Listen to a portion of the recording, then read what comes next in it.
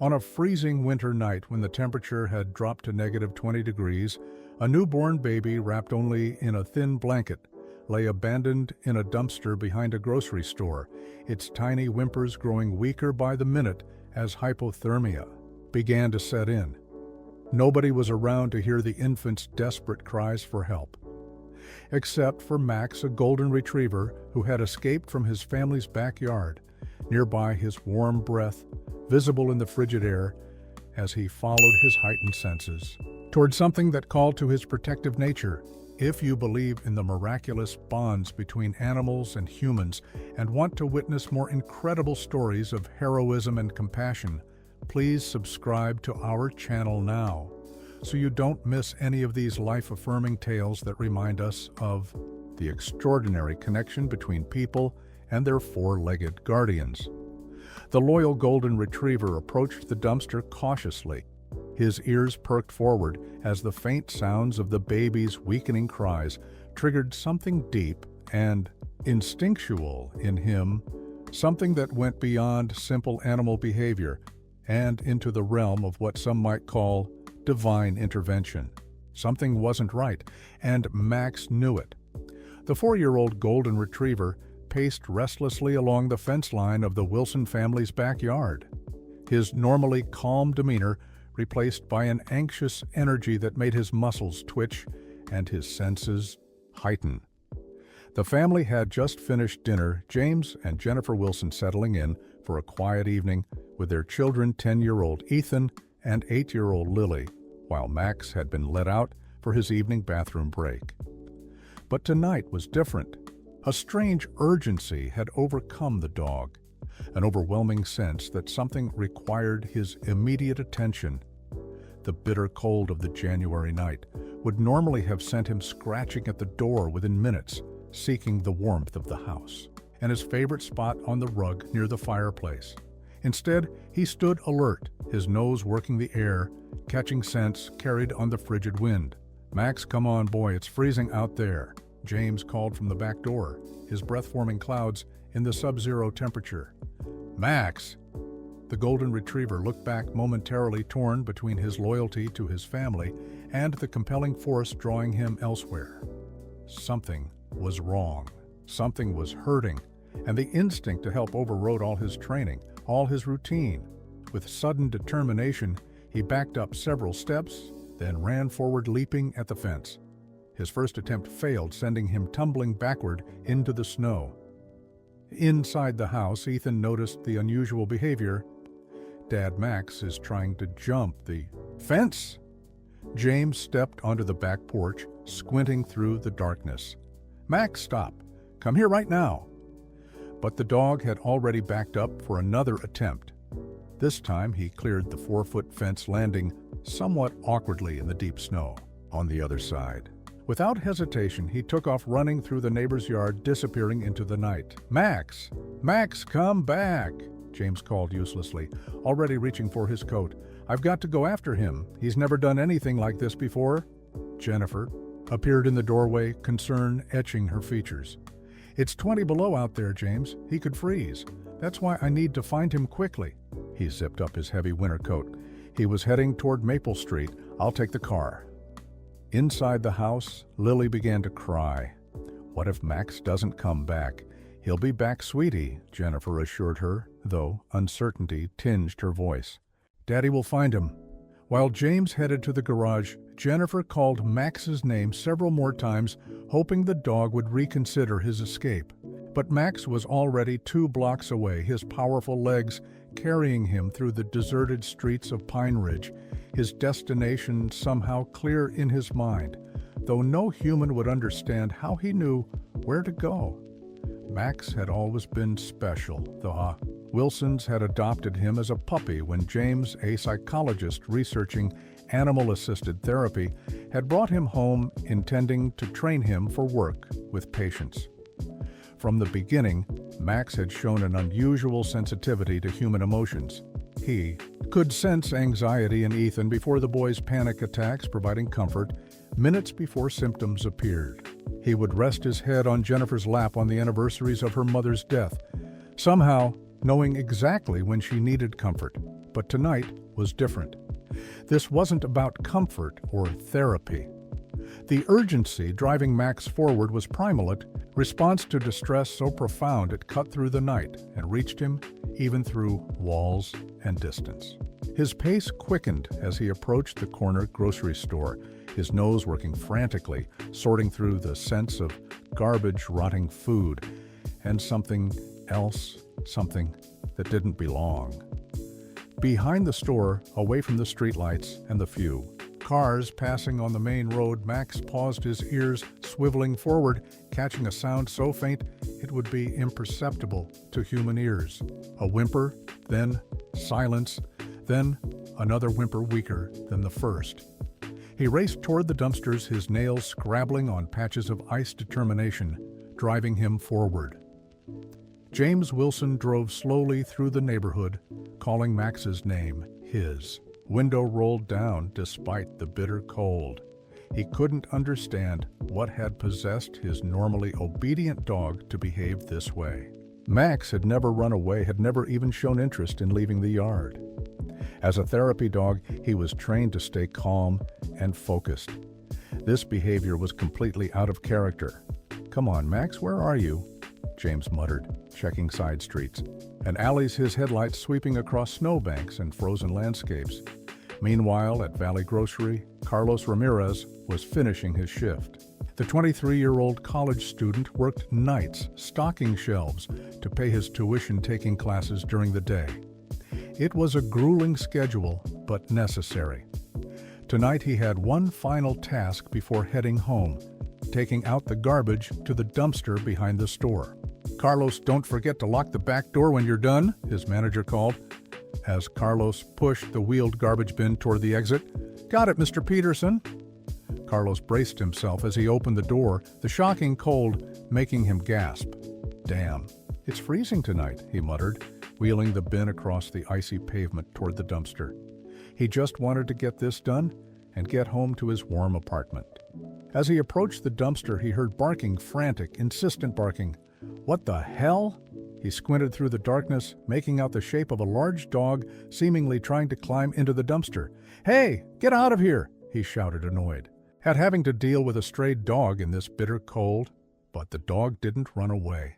Instead, it looked at Carlos, its eyes reflecting the dim security light, then resumed its desperate attempts to climb the side of the dumpster. Something about the animal's behavior struck Carlos as odd. This wasn't a stray looking for food. This was purposeful, almost human in its desperation. "What are you doing, crazy dog? It's freezing out here." Carlos approached cautiously, not wanting to be bitten. The dog, a golden retriever he could now see, whined loudly, pawing at the metal side of the dumpster, then looked back at Carlos with an intensity that sent a chill through him that had nothing to do with the cold. When Carlos came within a few feet, the dog ran to him, grabbed his coat sleeve in its mouth, and tugged him toward the dumpster. "Hey, let go!" Carlos pulled his arm free, but the dog repeated the action, this time whining with an almost human sound of distress. "You want me to look in there? Is that it?" Carlos felt foolish talking to the dog, but something about its behavior compelled him to investigate. He stepped to the dumpster and lifted the heavy plastic lid, peering into the darkness. At first he saw nothing, just bags of garbage and cardboard boxes. But then the golden retriever barked sharply, causing Carlos to startle and shine his phone flashlight deeper into the container. There in the corner, partially covered by a flattened box, was what looked like a small bundle wrapped in a thin blanket. As Carlos stared uncomprehendingly, the bundle moved ever so slightly, and a weak mewling sound emerged, a sound no human should ever have to hear. The last desperate cry of an infant fighting for life. "Oh my God!" Carlos dropped his phone, scrambling to climb into the dumpster, his heart pounding with adrenaline. "Oh my God! Oh my God!" He pushed aside garbage bags, reaching for the bundle, his hands shaking so badly he could barely grasp it. When he lifted the blanket and saw the tiny blue-tinged face of a newborn baby, he nearly collapsed in shock. Hey, little one." "Oh, Jesus Christ." The baby's skin was ice cold, its movements feeble, its cries now barely audible. Carlos cradled the infant against his chest, frantically trying to warm it while fumbling for his phone. With trembling fingers, he dialed 911. 911, what's your emergency? I found a baby in the dumpster behind Valley Grocery on Maple Street. It's freezing, please hurry. Sir, you found an infant in a dumpster? Yes, it's barely moving, it's so cold. Please send help now. Emergency services are being dispatched. Are you able to check if the baby is breathing? Carlos held the tiny bundle closer, feeling for breath against his cheek. Yes, breathing, but very shallow. What do I do? It's so cold out here. Try to warm the baby carefully. Remove the wet blanket if you can, and use your body heat. Do not rub the baby's limbs that could cause shock. Emergency services are 4 minutes out. Carlos gently removed the thin blanket, now damp from the melting snow, in the dumpster. He unzipped his coat and held the infant against his chest, then zipped the coat partially closed, creating a pocket of warmth. The golden retriever stood watching intently, its tail swishing back and forth in agitation. "Hang on, little one," Carlos whispered, his own eyes filling with tears at the thought of someone discarding a newborn like trash in weather that could kill an adult in hours. "Help is coming, just hang on." In the distance, sirens wailed, growing louder. Carlos moved toward us, the front of the store, to flag down the emergency vehicles, his precious cargo held securely against his chest. The golden retriever followed, staying close, his mission clearly not yet complete in his canine mind. As the ambulance pulled into the parking lot, lights flashing, Carlos felt the baby stir slightly against him, a good sign, he hoped. Paramedics rushed. From the vehicle, medical bags in hand, their faces grim as Carlos explained the situation. Found in the dumpster, wrapped in just this. He held out the thin blanket now clutched in his free hand. "The dog led me to it. I don't know how long it was there." The female paramedic reached for the baby. "Let me have the infant, sir. We need to get it warmed and stabilized immediately." Carlos carefully transferred the tiny bundle, feeling an unexpected sense of loss as the baby left his arms. The paramedics worked quickly, attaching monitoring equipment, inserting an IV, establishing a breathing tube.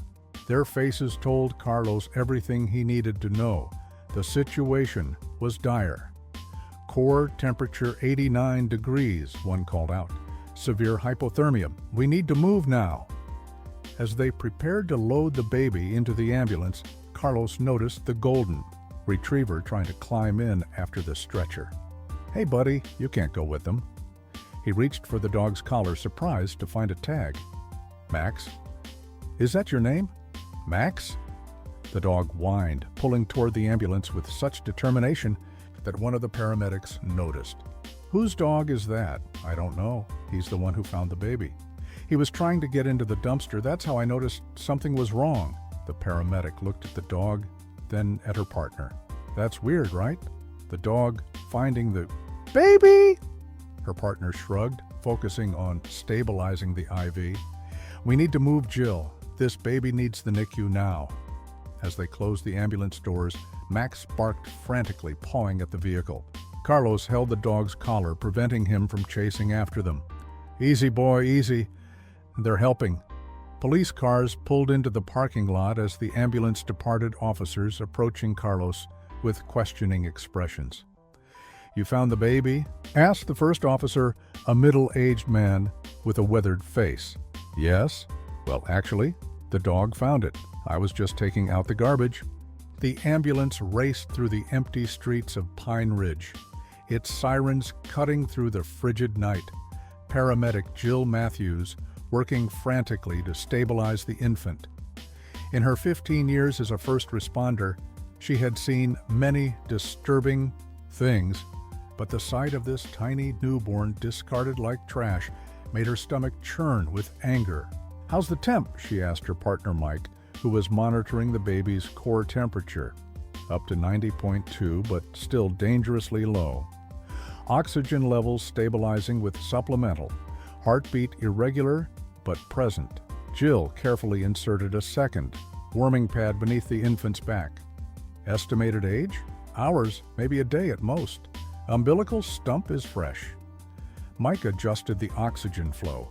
Whoever did this wanted this baby to die Jill. No way it survives that temperature without intervention. Jill nodded grimly, focusing on her work rather than the rage building inside her. Pine Ridge General's 7 minutes out. Dr. Chen is waiting in the NICU. Back at the grocery store, Carlos stood with the police officers explaining everything he had witnessed. I was just taking out the garbage when I noticed this dog trying to climb into the dumpster. When I looked inside, I found the baby. And you have no idea who the dog belongs to? Officer Rodriguez asked, making notes in his pad. Carlos shook his head. The tag just says Max and a phone number. He held out the collar for the officer to see. Rodriguez copied down the number. We'll contact the owners. In the meantime, animal control will need to take the dog. What? No. Carlos was surprised by his own reaction. I mean, the dog saved that baby's life. Shouldn't he get a medal or something? The officer's expression softened slightly. We need to follow protocol, son. The owners will be notified. As if understanding the conversation, Max began pulling away from Carlos's grip on his collar. Before anyone could stop him, he bolted through the parking lot, racing in the direction the ambulance had gone. Max, Carlos called, but the dog was already disappearing into the darkness. Great, Rodriguez sighed. Add one loose dog to the report. Now I need you to walk me through exactly what happened from the beginning. While Carlos recounted his story in detail, Officer Rodriguez's partner began processing the scene, setting up crime scene tape around the dumpster area, photographing everything. The temperature had dropped another 2 degrees, the digital thermometer on the police cruiser reading -22 Fahrenheit. And you didn't see anyone suspicious in the area? Rodriguez asked. No, sir. The store was closed except for employees. Mr. Peterson, my manager, was inside. I was the only one out back. As they continued the interview, a car pulled into the parking lot, its headlights sweeping across the scene.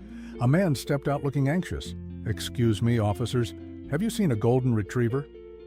My dog ran away about an hour ago.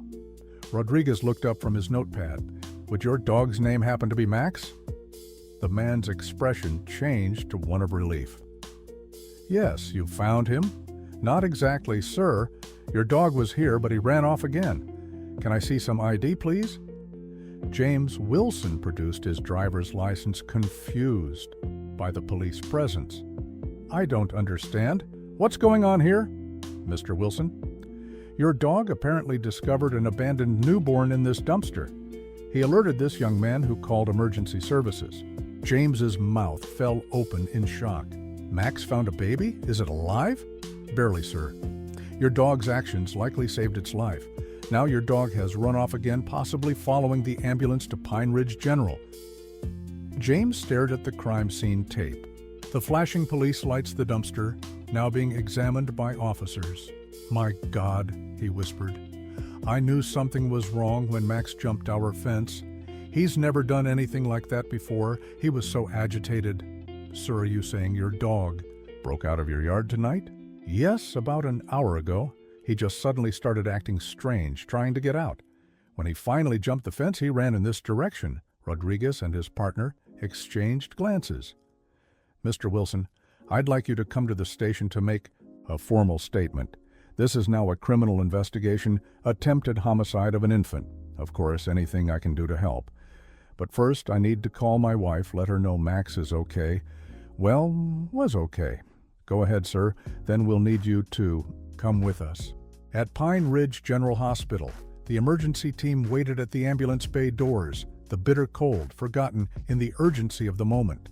Dr. Sarah Chen, the hospital's leading neonatal specialist, stood ready as the ambulance doors swung open. What do we have? She asked as the paramedics carefully transferred the tiny infant to the waiting gurney. Newborn female, approximate, age 12 to 24 hours, severe hypothermia, core temp, now 91.4 degrees, dehydration, peripheral, cyanosis, weak, heartbeat, minimal respiratory effort. Jill rattled off the stats as they moved swiftly through the corridors. Dr. Chen's trained eyes took in the infant's condition. Trauma, none visible beyond environmental exposure, found in a dumpster with minimal covering. They pushed through. The doors of the NICU, where a team of nurses waited with warming equipment, monitoring devices and IV fluids. Dr. Chen worked methodically, issuing orders in a calm voice that belied the gravity of the situation. Start warmed saline and dextrose Evor. Continuous cardiac monitoring core temperature probe. Prepare for possible intubation if respiratory status deteriorates. Under the warming lights, the baby's bluish skin began to take on a more normal color, though she remained dangerously cold. A nurse carefully inserted a feeding tube while another monitored vital signs, calling out changes. Heart rate increasing 110 beats per minute. Core temp 92.1 and rising. Dr. Chen nodded, continuing her examination. Remarkably, no signs of frostbite on extremities.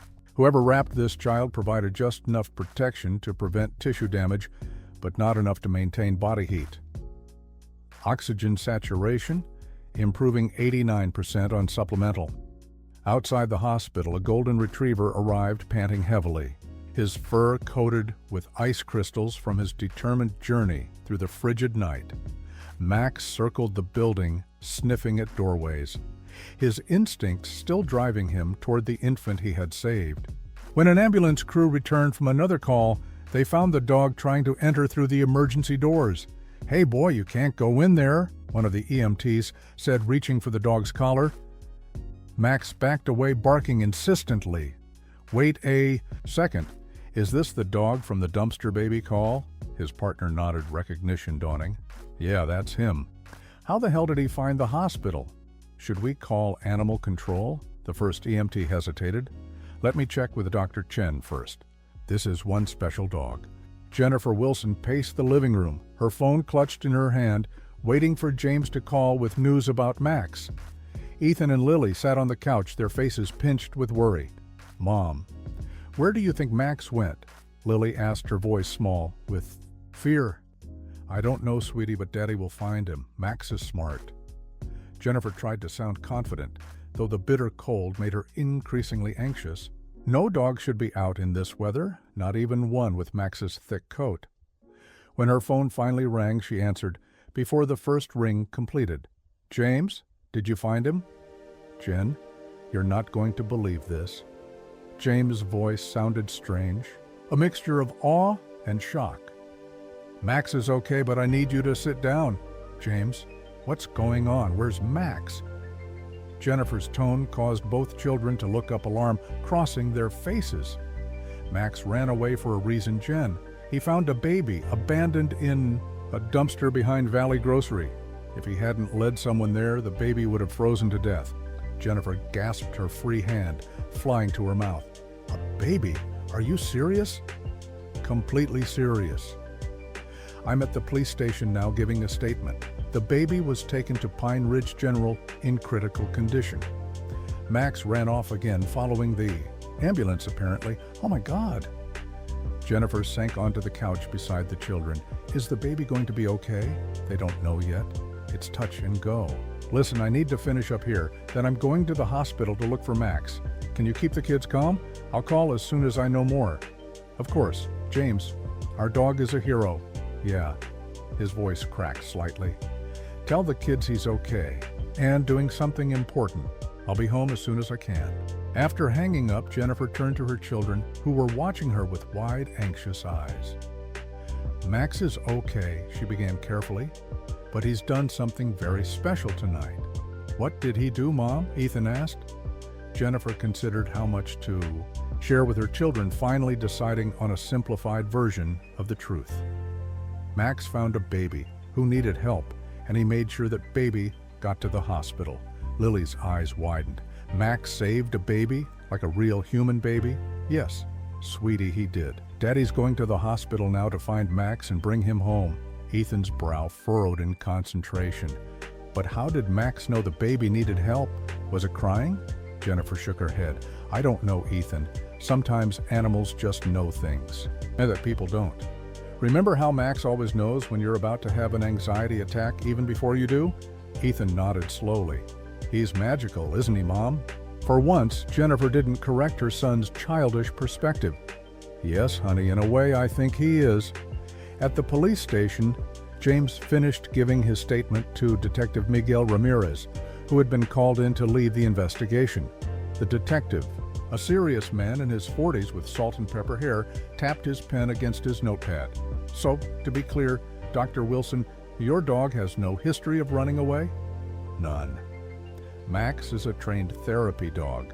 He works with my patients specifically, children with emotional trauma. He's never shown any aggression, never tried to escape our yard.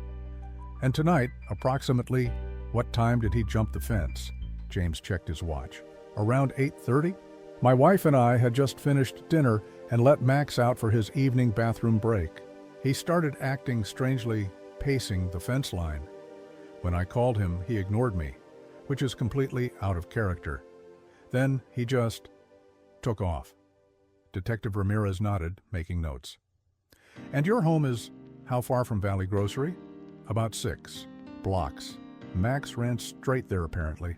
Dr. Wilson, given your professional background, do you have any theory about how your dog knew there was a baby in that dumpster? James considered the question. Dogs have sensory capabilities far beyond humans' detective. Their hearing is exponentially more sensitive, and their sense of smell even more so. It's possible Max heard the infant crying from our yard, though that seems unlikely given the distance and enclosed space. What about smell? Possibly, though again, the distance is substantial. The truth is, I don't have a scientific explanation for what happened tonight. Max somehow knew that baby needed help, and he acted on that knowledge. Detective Ramirez closed his notebook. Well, whatever the explanation, your dog likely saved that infant's life. We're canvassing the area for witnesses and security footage. The grocery store cameras might have captured something. Detective James hesitated, then continued, whoever did this, they wanted that baby to die, didn't they? Ramirez's expression hardened. In my professional opinion, yes. The location, temperature, and minimal covering all suggest intent. This wasn't a desperate parent utilizing a safe haven law. This was attempted murder. James felt a chill that had nothing to do with the freezing night. I should get to the hospital. Fine, Max, check on the baby. Of course. We'll be in touch if we need any additional information. And Dr. Wilson, your dog deserves a steak dinner. James managed a small smile. He'll get one if I can find him. While James made his way to Pine Ridge General, the hospital staff continued working to stabilize the abandoned infant.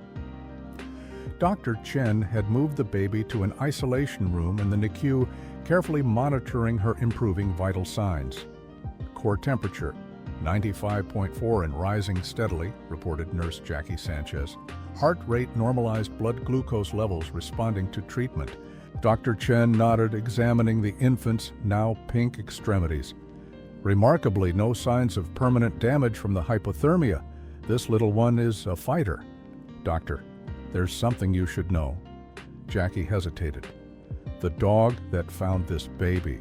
He's downstairs in the ER. Somehow found his way to the hospital. Dr. Chen looked up, surprise crossing her features. The golden retriever?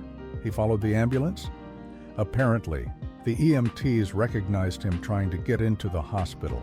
They're asking what they should do with him. Dr. Chen considered for a moment. Have security bring the dog up, but keep him in the hallway for now, and see if you can locate the owner. I believe his name was provided to the police. You want the dog in the NICU? Near it, not in it. I'm curious about something. She returned her attention to the infant. Let's get another blood panel and check her kidney function. I'm concerned about the effects of severe hypothermia on organ systems. Downstairs in the emergency department, Max had been corralled by security, his leash held by a guard who seemed uncertain about the protocol for dogs in hospitals. When the nurse explained Dr. Chen's request, the guard raised his eyebrows. The NICU? You know that's against about 15 hospital regulations, right? Dr. Chen's orders. Just bring him to the hallway outside, not into the unit itself. The guard shrugged. Your funeral, if administration finds out? As Max was led through the hospital corridors, his behavior changed from anxious to focused, his tail wagging slightly, as if he sensed their destination. When they reached the NICU floor, he pulled forward with greater urgency, nose working the air, tracking a scent only he could detect. Dr. Chen stood at the monitoring station outside the isolation room, reviewing the baby's latest test results when she heard the security guard approaching with Max. The golden retriever strained at his leash, his attention fully focused on the glass wall separating the hallway from the NICU. "This is the dog?" Dr. Chen asked, studying the animal with professional interest. "Yes, doctor. Should I keep him here or take him back downstairs?" Before she could answer, Max sat down directly across from the isolation room, where the infant lay, his eyes fixed on the tiny form beneath the warming lights, his entire body alert, yet calm. Dr. Chen observed this behavior with growing curiosity. "Leave him here for now.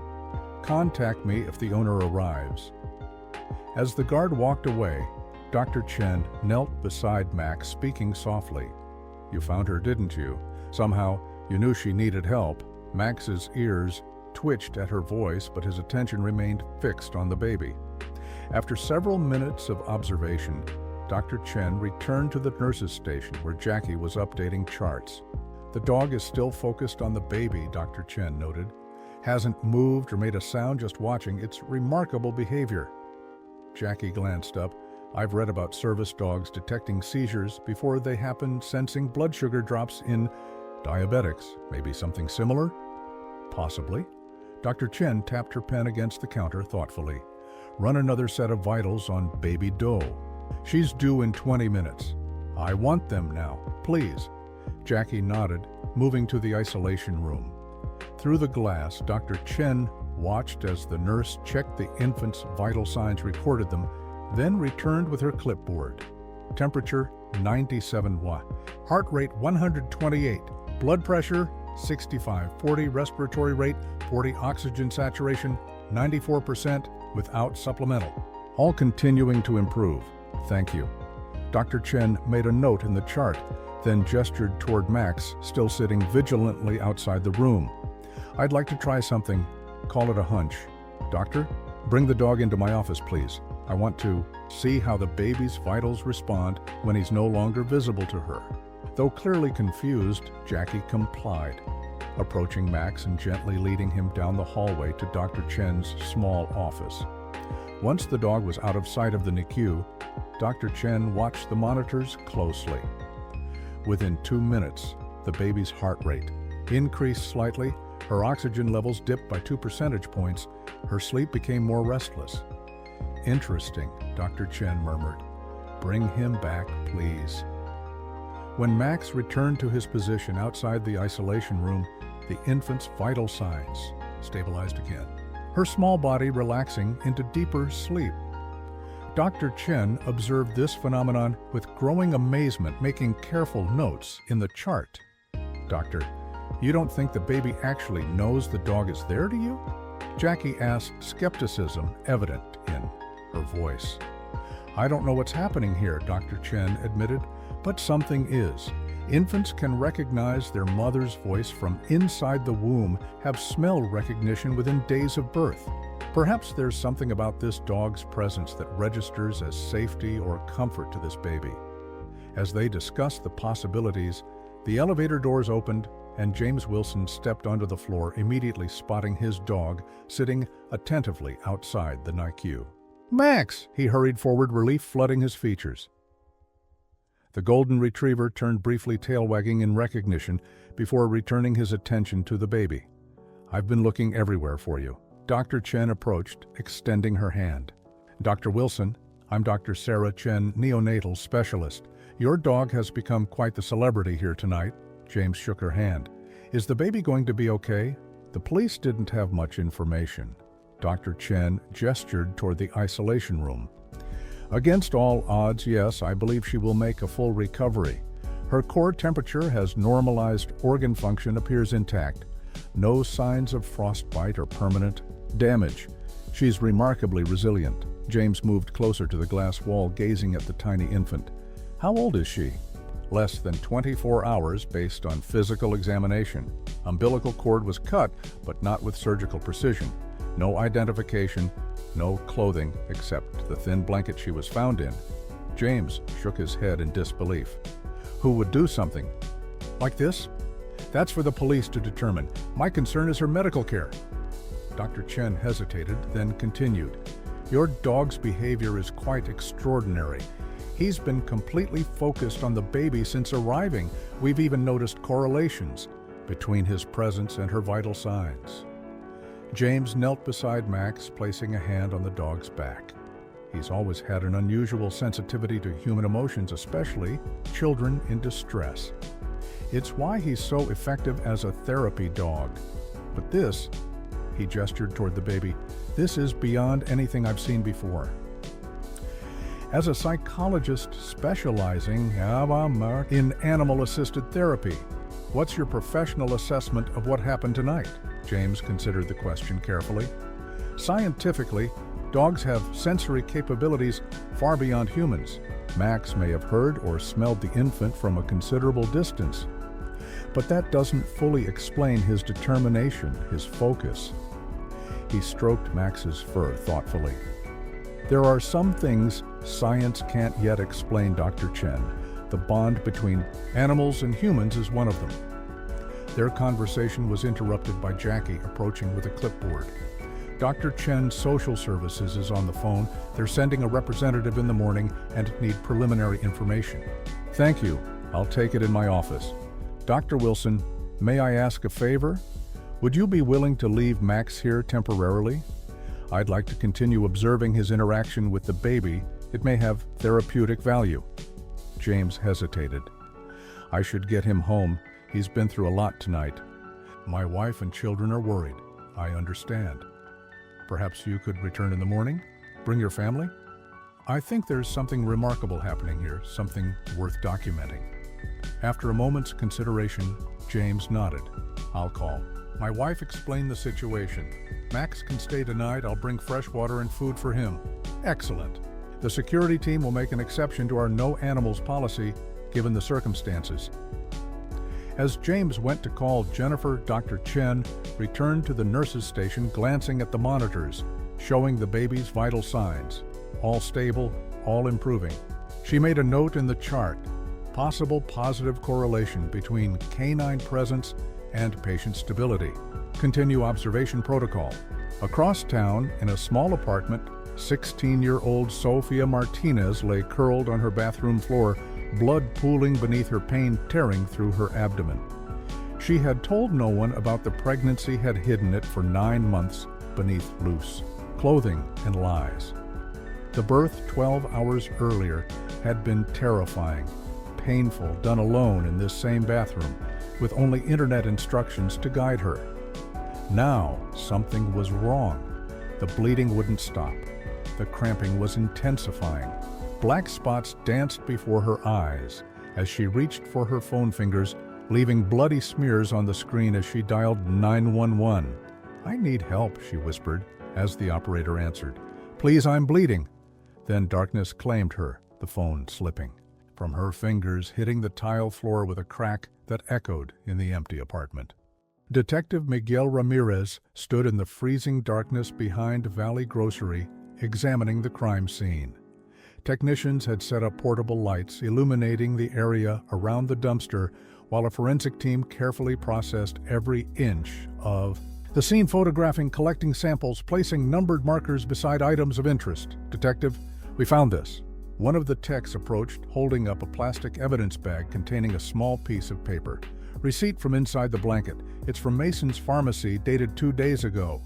Ramirez examined the bag without touching it. Can you make out what was purchased? Not clearly, sir. We'll process it at the lab, but it looks like over-the-counter medication. Ramirez nodded. Good. Bag everything from that dumpster. I want fingerprints, DNA, fibers, anything that might tell us who did this. Officer Rodriguez approached from the direction of the store. Sir, we've got the security footage. There are cameras covering the back lot, but the angle isn't great and the lighting is poor. Let's see what we've got. Inside the store's small security office, Ramirez and Rodriguez reviewed the grainy footage. The timestamp showed 7:42 p.m., less than an hour before the golden retriever had led Carlos to the discovery. There, Rodriguez pointed at a shadowy figure approaching the dumpster. Someone carrying something. Ramirez leaned closer. Can't make out much. Height appears consistent with a teenager or small adult. Can't determine gender. Hooded jacket obscures the face. They watched as the figure briefly stopped at the dumpster, then hurried away. The entire interaction lasting less than 30 seconds. Not much to go on, Rodriguez observed. Maybe not, but we have the direction they came from and left toward. Check for other cameras in the vicinity, traffic lights, ATM machines, other businesses. Someone saw something. Ramirez's phone rang, the hospital calling with an update. He listened intently, his expression growing more focused as the conversation continued. "I'll be right there," he said finally. Turning to Rodriguez, he added, "We may have a break. Pine Ridge General just admitted a 16-year-old girl with severe postpartum hemorrhaging. No baby with her. That's our mother? Possibly. I'm heading there now. Continue processing the scene and canvass the neighborhood. Someone may have seen our mystery figure." Across town at Masterson Memorial Hospital, a different drama unfolded as doctors fought to stabilize Sofia Martinez. The teenager had lost a dangerous amount of blood, her body going into shock from a retained placenta and severe hemorrhaging. Dr. Lisa Hernandez, the attending obstetrician, worked quickly, ordering transfusions, medication, surgical intervention. Type and cross for 4 units, push another dose of oxytocin, and get ultrasound in here stat. The emergency team moved with practiced efficiency, but concern showed on their faces. The girl was young, dangerously ill, and alone. No parents, no partner, no support system evident. BP dropping 80-40, a nurse called out. "Stay with me, Sofia," Dr. Hernandez urged as she worked. "Where's your baby, Sofia? We need to know." The girl's eyes fluttered open briefly, unfocused. "Gone," she whispered. "Had to. They would kill me." Before slipping back into unconsciousness, Dr. Hernandez exchanged glances with the charge nurse. "Call social services and the police. We may have an abandoned infant situation." When Detective Ramirez arrived 30 minutes later, Sofia was in surgery. Her condition stabilized, but still serious. He waited in the hospital corridor, reviewing what little information they had gathered. Sofia Martinez, age 16, lived alone. In a subsidized apartment, attended Lincoln High School, worked part-time at a fast food restaurant. Parents deceased, father unknown, mother died of drug overdose 2 years prior. Legal guardian grandmother Elena Martinez lived across town in our assisted living with advancing dementia. Detective Ramirez, a hospital administrator, approached. "Sofia is out of surgery. She's in recovery, but Dr. Hernandez says you can have 5 minutes, no more." Ramirez nodded, following the administrator to the recovery room. Inside, Sofia lay, pale and fragile-looking, even younger than her 16 years, eye lines and monitoring equipment surrounding her. Dr. Hernandez stood checking vital signs. "She's heavily sedated," the doctor explained. "Lost nearly 40% of her blood volume. Another hour and she would have died." Did she say anything about the baby? Only that it was gone, and something about someone killing her. Unclear if she meant the baby or herself. Ramirez approached the bedside, studying the girl's face. "Sofia, my name is Detective Ramirez. I need to ask you about your baby." "Where is your baby, Sofia?" The girl's eyelids fluttered, but didn't open. "Had to hide it," she murmured. "They would take everything," Marisol said. "Dumpster. No one would know." "Who is Marisol Sofia? Did she help you?" But Sofia had drifted back into unconsciousness, the medication and trauma pulling her under. Dr. Hernandez touched Ramirez's arm. "That's enough for now. She needs rest." "Doctor, is there any physical evidence connecting her to the newborn found at Valley Grocery? Blood type, placental tissue, anything?" "We've taken samples. If you have comparison samples from the other infant, we can determine if she's the mother." "But, Detective?" She lowered her voice. This girl was terrified of something or someone. She gave birth alone without medical assistance, then nearly died from complications. Whatever happened here, there's more to the story. Ramirez nodded. There always is. I'll station an officer outside her room. When she wakes, I need to be notified immediately. Leaving the hospital, Ramirez called Pine Ridge General, checking on the abandoned baby's status. Learning that the infant was stabilizing, he felt a small measure of relief. 2 lives that could have ended tonight, both somehow surviving against the odds. His next call was to the station requesting background information on Sofia Martinez and anyone named Marisol. Connected to her, as he drove through the silent streets, his mind pieced together fragments of the emerging story. A frightened teenager, a secret pregnancy, a desperate decision. But questions remained. Who was Marisol? What did Sofia fear? And most importantly, who had convinced a 16-year-old girl that abandoning her newborn in freezing temperatures was her best option? Back at Pine Ridge, General Max remained at his self-appointed post outside the NICU, his eyes rarely leaving the tiny infant. Occasionally, a nurse would bring him water or a treat, which he would accept briefly before returning to his vigilant watch. James Wilson had gone home to reassure his family, promising to return in the morning with supplies for Max. Dr. Chen made regular checks throughout the night, marveling at the dog's focus and commitment. In 20 years of neonatal medicine, she had never witnessed anything quite like it. When the night shift nurse suggested naming the baby, the entire staff agreed on the perfect choice. Baby Hope, they began calling her, because Hope was exactly what the golden retriever had given her on this cold winter night. Morning arrived with brightening skies and rising temperatures, though still well below freezing. At Pine Ridge General, the Wilson family arrived shortly after 8, James, Jennifer, and the children carrying supplies for Max, and eager to see the dog who had become an overnight hero.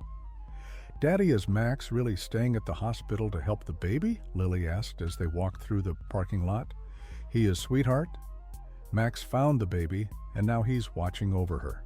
"Like a guardian angel," Lily declared, with the certainty only an 8-year-old could muster. Ethan, more practical at 10, asked, "But how did Max know the baby was there? We were blocks away." Jennifer squeezed her son's shoulder. "That's what everyone is trying to figure out." When they reached the NICU, they found Max exactly where James had left him, still sitting outside the isolation room, his attention fixed on baby Hope. At the sound of familiar voices, he turned tail wagging as the children rushed to him. "Max!" they cried in unison, dropping to their knees beside him, offering hugs and pets, which he accepted briefly before turning back to his watch.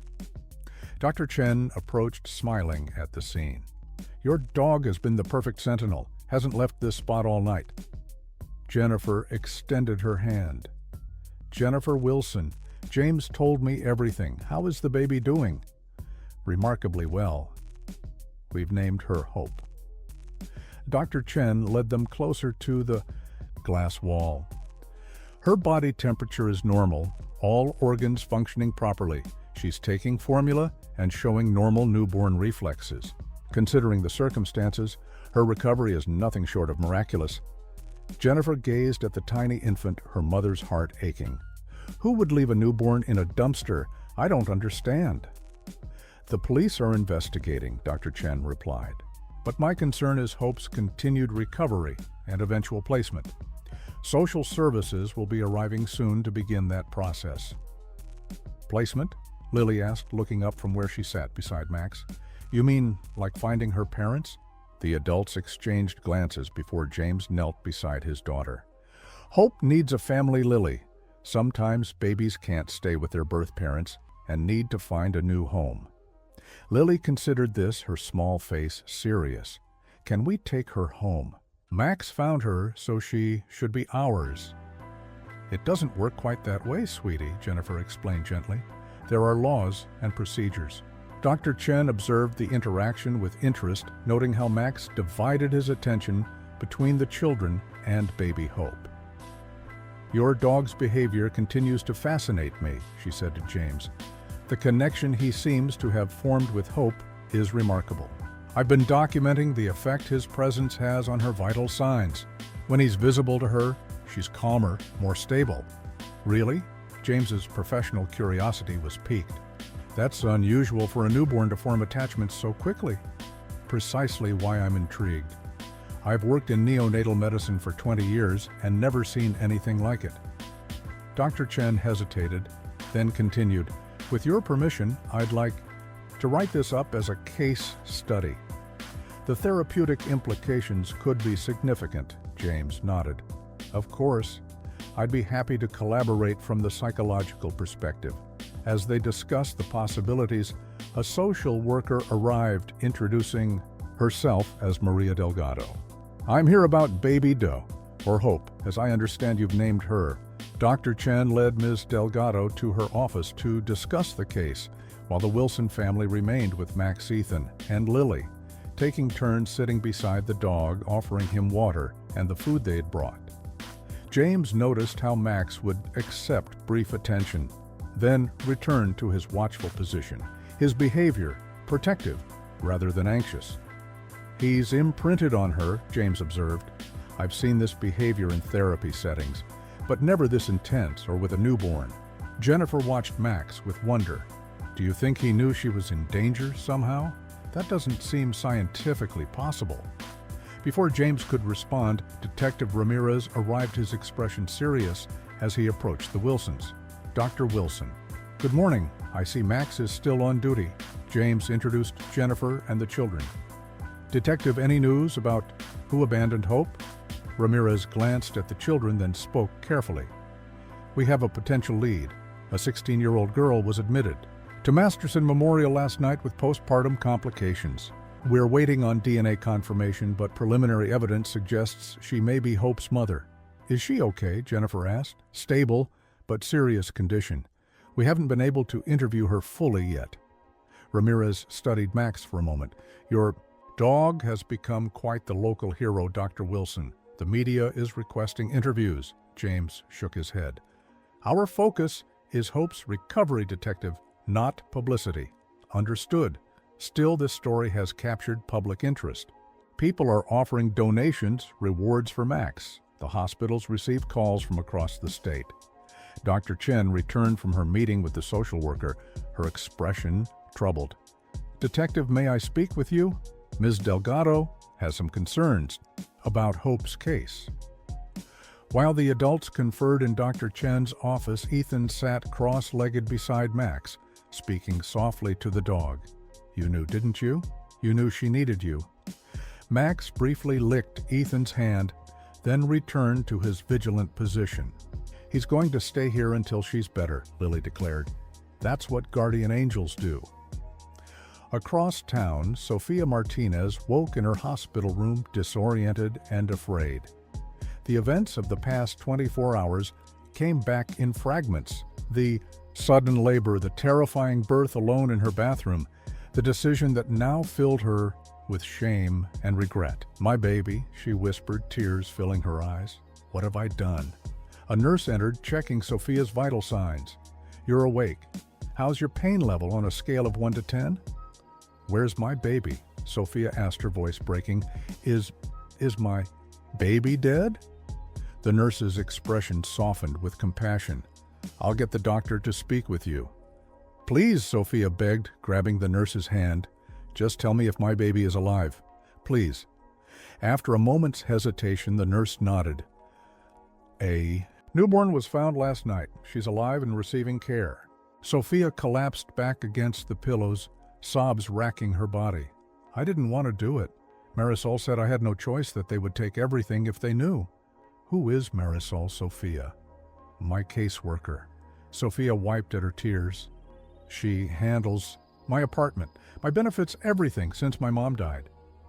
She said if I had a baby, they'd cut off my assistance, take my apartment. I'd be homeless. She said no one would find the baby in time to save it." Sophia's face crumpled with renewed anguish. "I was so scared." Detective Ramirez leaned forward in his chair, his expression grave as Sophia recounted her story. After learning of the girl's revelation about her caseworker, he had rushed to Masterson Memorial Hospital, a recorder in hand, a female officer accompanying him for Sophia's comfort. "Marisol Rodriguez is your assigned social services caseworker?" he confirmed, making notes. Sophia nodded weakly, still pale from blood loss. "She's handled my case since my mom died. She controls my benefits, my housing, everything. And she specifically told you to leave your baby in a dumpster?" Officer Garcia asked gently. Tears streamed down Sophia's face. "She said it was the only way, that if anyone found out about the baby, I'd lose everything. I'd be homeless. She said—" Sophia's voice broke. "She said the baby would be gone before anyone found it, that it would be peaceful, just like falling asleep." Ramirez kept his expression neutral despite the rage building inside him. "Did she help you deliver the baby Sophia?" "No, I did it alone. I watched videos online." Sophia's hands twisted in the hospital blanket. "I was so scared. There was so much blood. After it was over, Marisol came to my apartment, took the baby, said she'd handle everything. I started bleeding again after she left. I thought I was dying." "And you never wanted to harm your baby?" Officer Garcia asked. "No, I wanted to keep her. I talked to her every night, told her I loved her. But Marisol said there was no way I could support a baby, that the system would take her. Anyway, put her in foster care like I was. She said this was more merciful." Sophia's sobs intensified. "Is my baby really okay? They won't tell me anything." Ramirez exchanged glances with Officer Garcia. "Your baby is alive and receiving excellent care at Pine Ridge General. We're still confirming maternity through DNA, but given your statement, she's mine. She has a little birthmark on her right shoulder shaped like a crescent moon. Please, can I see her?" "Just once?" "I know I don't deserve to, but please." "That's not my decision, Sophia.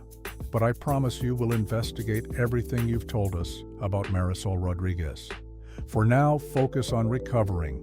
As they left Sophia's room, Ramirez was already on his phone. "I need everything we have on Marisol Rodriguez social services. Employment records, case files, everything. And get me a warrant for her arrest. Attempted murder, child endangerment, abuse of power." She's going down for this. At Pine Ridge General, Dr. Chen had assembled a small team to observe and document Max's unusual connection with baby Hope. James Wilson, in his capacity as a psychologist specializing in animal-assisted therapy, joined them, bringing his professional expertise to the phenomenon. "It's unprecedented," remarked Dr. Thompson, a pediatric neurologist. "The statistical correlation between the dog's presence and the infant's vital signs is undeniable. When he's visible to her, she's more stable. Heart rate, respiration, even brain. Wave patterns show positive changes. Newborns typically don't form attachments this quickly," added Dr. Patel, a developmental psychologist.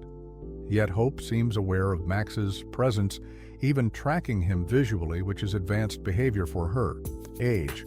James watched through the glass as a nurse fed Hope. Max, as always, sat attentively outside, his gaze unwavering. There are documented cases of animals detecting human distress through olfactory cues. Cancer, seizures, diabetic episodes. Perhaps Max is sensing something in Hope's biochemistry that indicates vulnerability. Or perhaps it's simpler than that, Jennifer suggested, from where she sat with the children. Maybe after saving her life, Max feels responsible for her. Animals adopt orphaned babies of other species, sometimes even predator adopting prey. Maybe this is a version of that instinct. Dr. Chen nodded. Whatever the mechanism, the therapeutic benefit is clear. Hope's recovery has exceeded all medical expectations. I'd like to try something if you're willing, Dr. Wilson. What did you have in mind?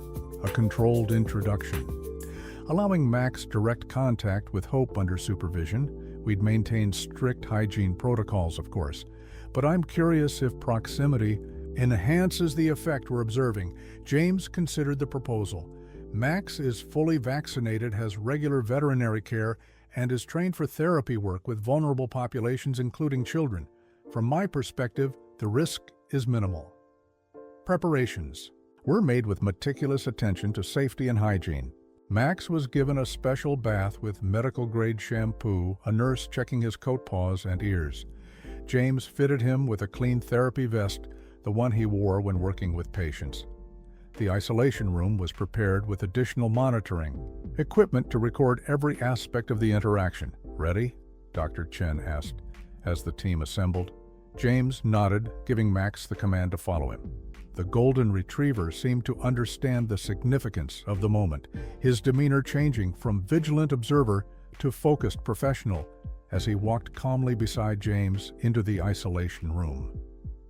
Inside, a nurse held baby Hope swaddled in a hospital blanket. Max sat obediently at James's command, his eyes fixed on the infant. Dr. Chen observed the monitors, noting Hope's immediate response. Heart rate stabilizing, oxygen levels improving. "Remarkable," she murmured. "May I?" she asked, taking Hope from the nurse and kneeling carefully to Max's level. The room fell silent as Dr. Chen slowly brought the baby closer. Max remained perfectly still, his posture alert but unthreatening. When Hope was about a foot away from him, his nose twitched slightly, taking in her scent. Then gently, so gently it brought tears to several observers' eyes, he extended his neck and gave the softest lick to Hope's tiny hand. The infant's response was immediate. Her eyes, which had been drifting, opened fully, seeming to focus on the golden retriever. Her small hand uncurled from its newborn fist, reaching toward Max in what appeared to be purposeful movement. "She's tracking him," Dr. Patel whispered. "That's advanced behavior for her age." Max maintained perfect calm as Hope's fingers brushed against his fur. Jennifer, watching through the glass, felt tears on her cheeks at the tenderness of the moment. The circle completed between rescuer and rescued. Dr. Chen carefully monitored the baby's responses. Oxygen saturation up 2 points, heart rate perfectly regulated. Whatever's happening here, it's beneficial. After several minutes of controlled interaction, Hope began to drift toward sleep, her hand still resting against Max's fur. Even as she slept, the monitors showed ideal vital signs, a peaceful, healthy slumber that had eluded her since arrival. "I think we've witnessed something extraordinary today," Dr. Chen said softly. "Something beyond what our medical textbooks can explain." James nodded, watching his dog's gentle vigilance. "The bond between animals and humans goes deeper than we understand." Max sensed her distress from blocks away, found her against impossible odds, and now continues to help her heal. Science may not have all the answers yet, but the effect is undeniable. Outside, in the hallway, Ethan turned to his mother. "Max is magic, isn't he?" For once, Jennifer didn't correct her son's childish perspective. "Yes, honey, I think in his own way, he is." The door to the isolation room opened as James led Max out his professionally. Task complete. The golden retriever resumed his position outside the glass wall, still watching over the now sleeping infant, his mission not yet finished in his canine understanding. News of the extraordinary connection between the abandoned baby and her canine.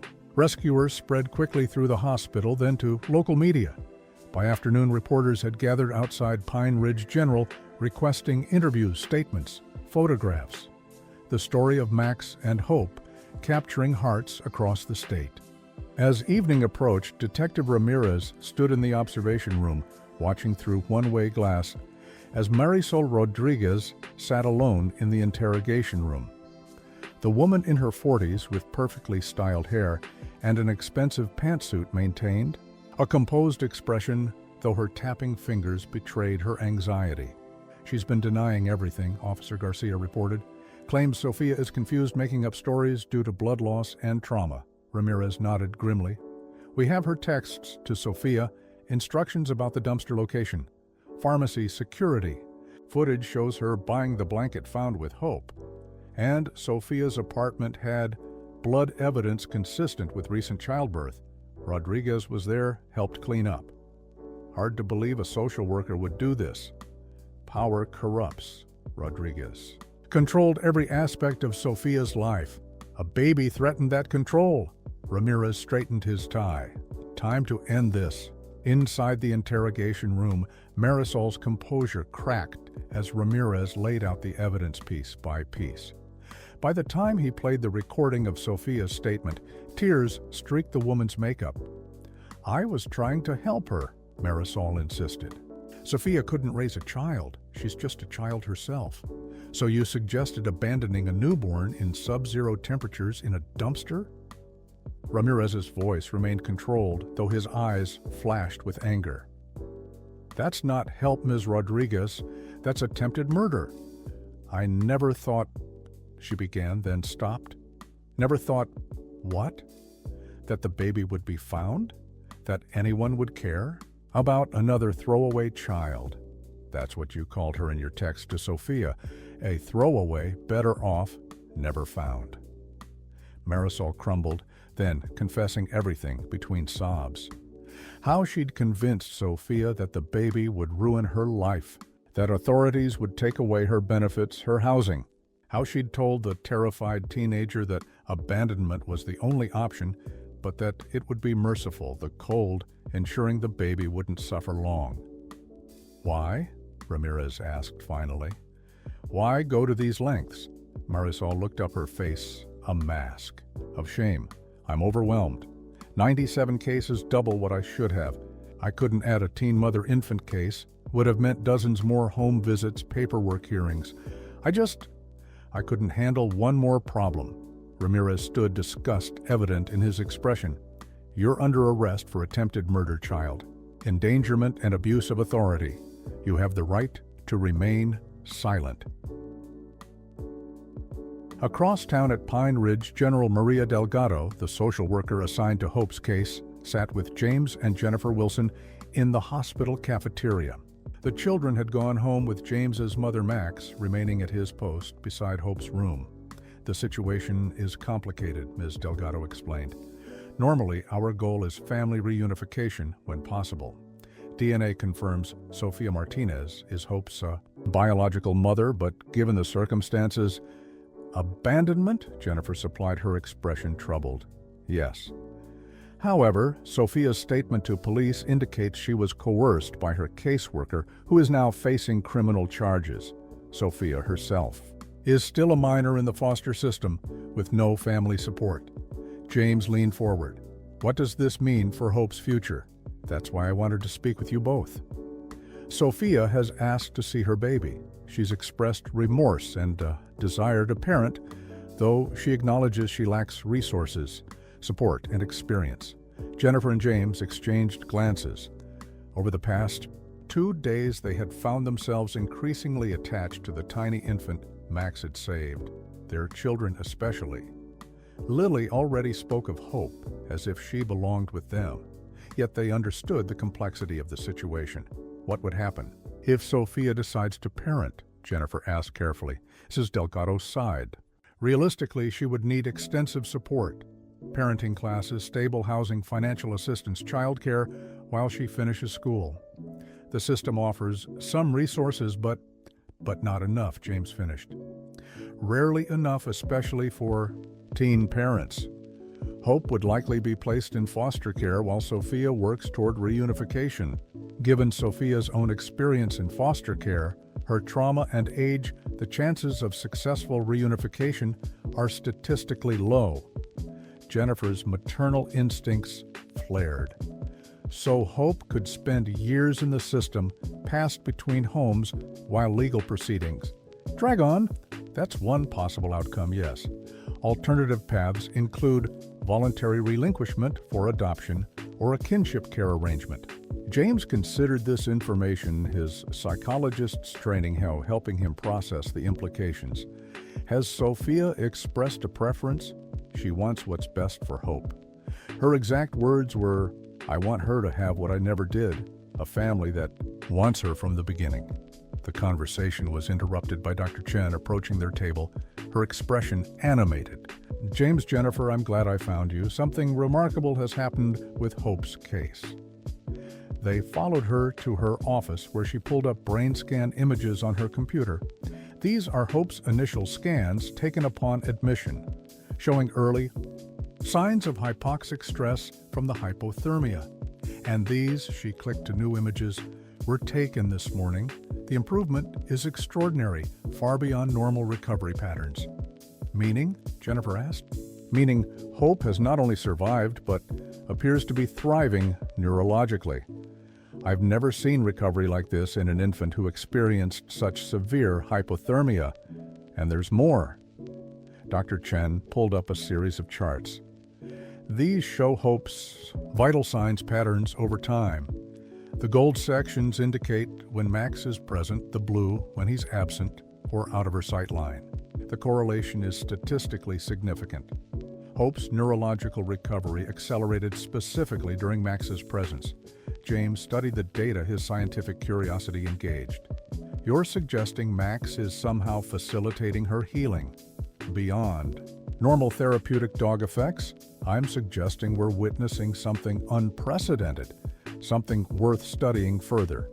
Dr. Chen leaned back in her chair. "Which brings me to a proposal. The hospital board has approved funding for a research study on animal-assisted healing in neonatal care. I'd like Max to be our first therapy dog with Hope as our first case study." Jennifer looked surprised. "You want Max to stay at the hospital? For how long?" "Initially through Hope's recovery, then potentially as a regular therapy dog for our neonatal unit, if the preliminary results support the hypothesis. We'd compensate you, of course, create a proper schedule." James and Jennifer exchanged thoughtful glances. "We'd need to discuss this as a family," James began. "The children, especially Ethan, rely on Max's presence at home, of course. Take some time to consider it." Dr. Chen smiled. "Meanwhile, there's someone who's asked to meet you both if you're willing." Sophia Martinez was transferred here this morning to be closer to Hope.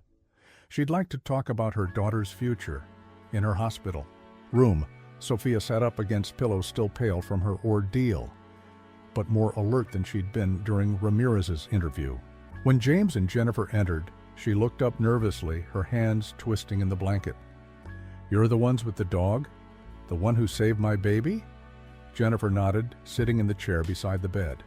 "Max is our dog, yes." Sophia's eyes filled with tears. "Can I meet him? To say thank you?" "Of course," James replied gently. "He's just down the hall with Hope." "Hope." Sophia repeated the name softly. "That's a beautiful name, better than anything I could have thought of." The reunion between mother and child took place the following morning, carefully orchestrated by Dr. Chen and the hospital staff. Sophia was wheeled to the NICU in a wheelchair, still weak from her ordeal, but determined to see her daughter. James and Jennifer accompanied her, Max walking calmly at James's side, his therapy vest identifying him as a working dog. When they reached the NICU, Sophia hesitated, suddenly afraid. "What if she hates me? What if she knows what I did?" Jennifer placed a gentle hand on the girl's shoulder. "Babies don't hate Sophia, and Hope is thriving now.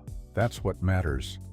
Inside the isolation room, a nurse held Hope swaddled in a soft blanket.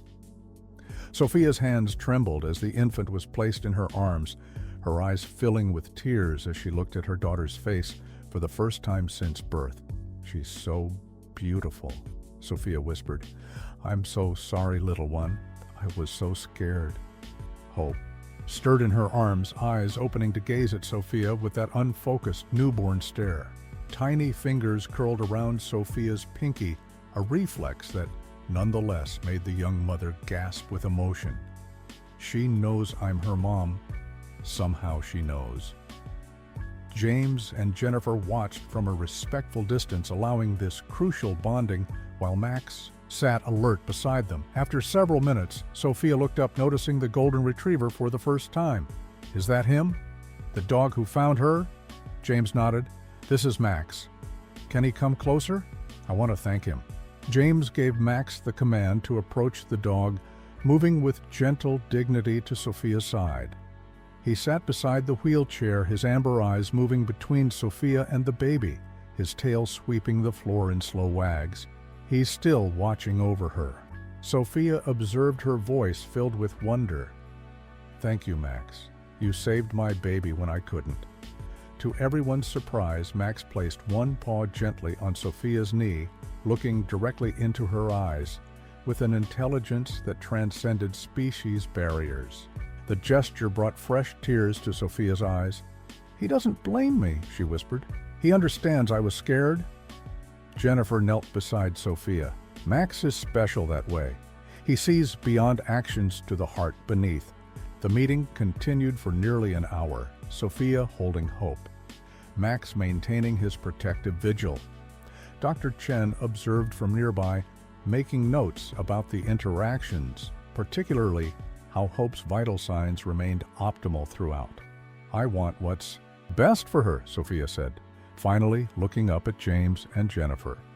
"I love her so much, but I don't have anything to give her. No home, no money, no experience." "You have time," Jennifer assured her. "No decisions need to be made today." Sophia shook her head, determination appearing through her tears. "I've been thinking about this since I woke up in the hospital. I want Hope to have a real family, not the system, not bouncing between fostery homes like I did." She looked down at her daughter, then at Max, then up at the Wilsons. "Your dog saved her, brought her to you. That has to mean something, right? Like it was meant to be." James approached carefully. "Sophia, these are big decisions. You should take time, consider all options." "I don't need time. I know what growing up in foster care is like. I know what it's like to never belong anywhere." Sophia stroked Hope's cheek. "I want to sign voluntary adoption papers. I want you to take her if you want her," Jennifer gasped. "Sophia, we haven't even discussed, but you want her. I can see it in your eyes when you look at her. And she would have Max, who already loves her." Sophia's voice broke. "Please just tell me you'll consider it."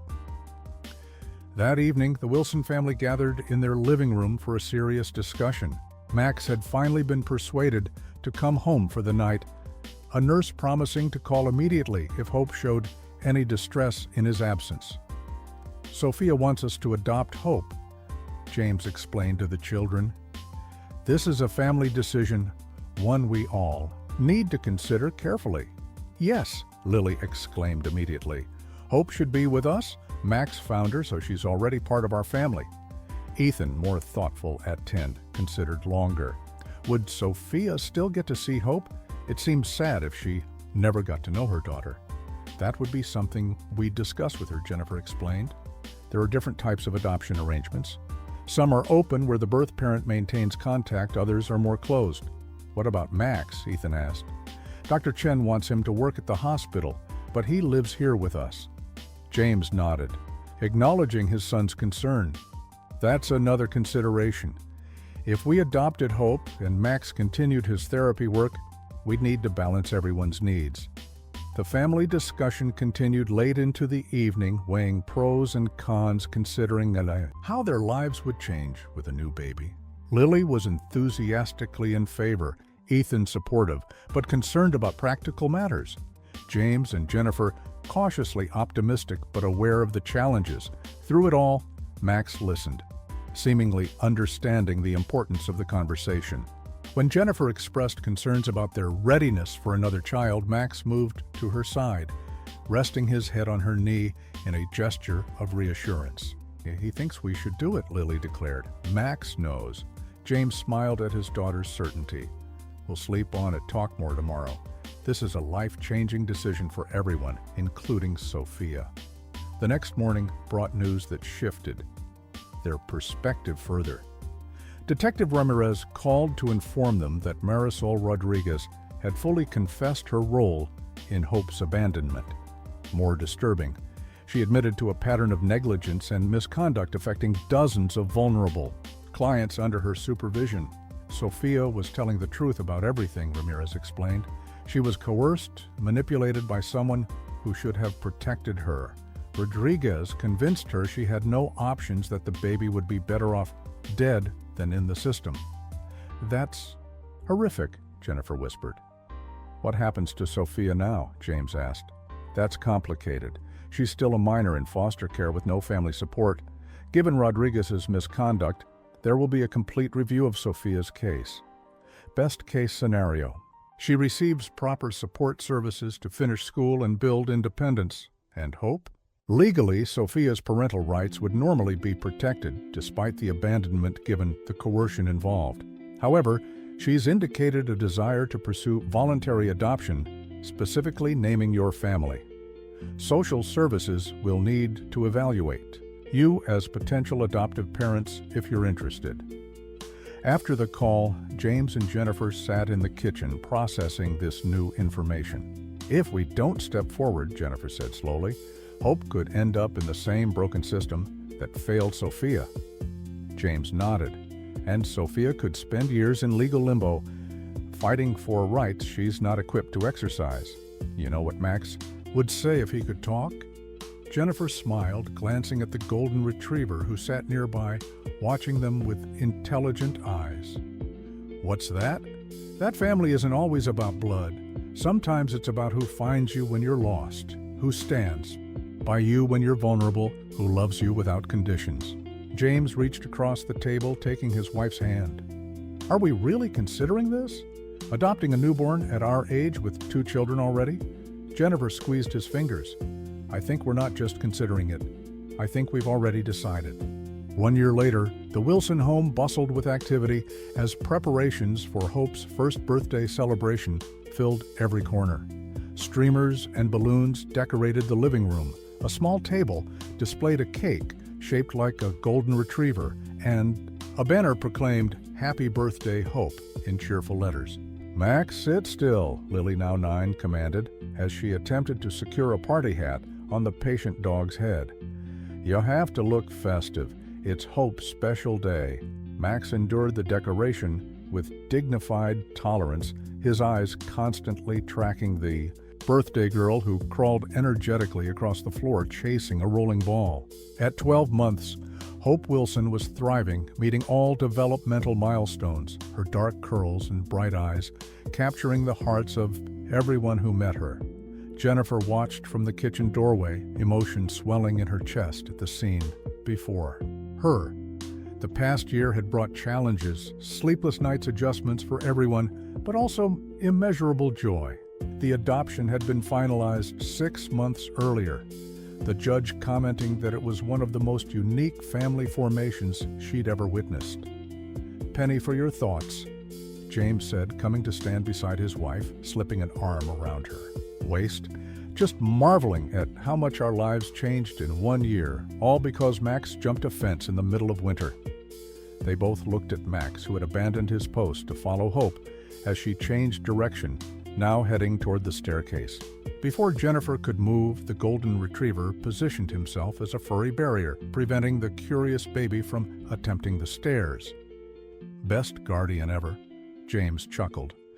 His therapy work at the hospital hasn't affected his dedication to Hope at all. Max's role as Pine Ridge General's first official neonatal therapy dog had gained national attention.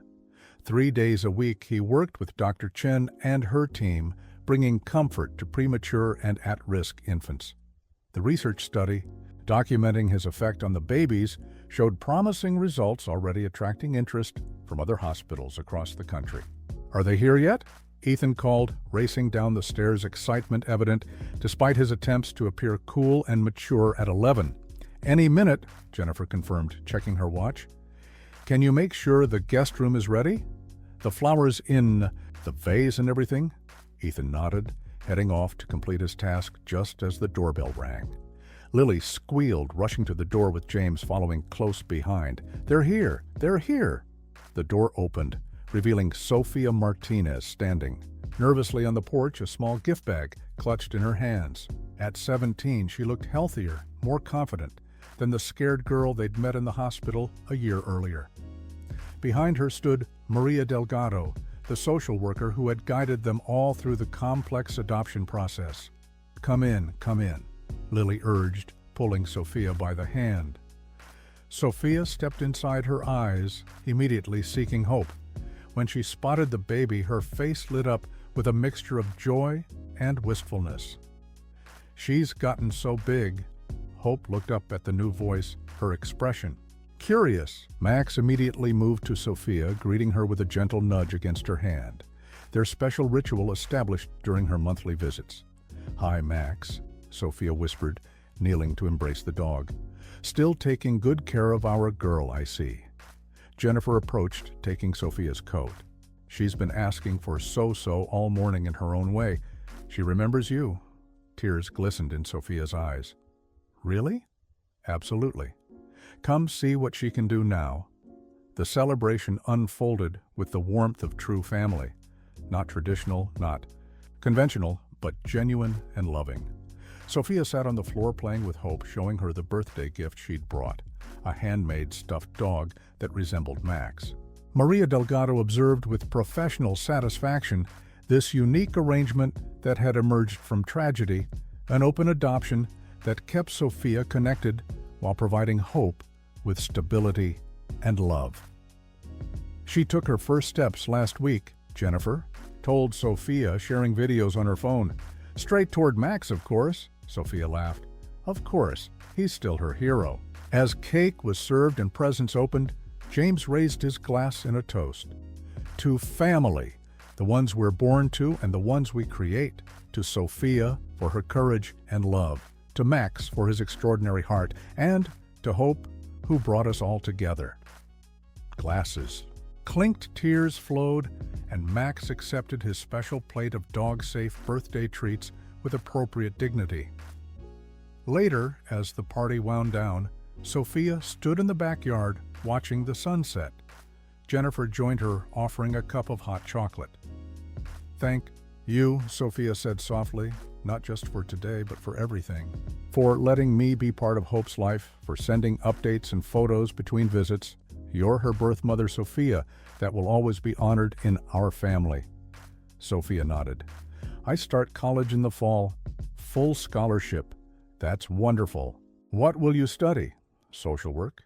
Sophia smiled at Jennifer's surprised expression. "I want to fix the broken parts of the system. Help other girls like me make better choices, have real support.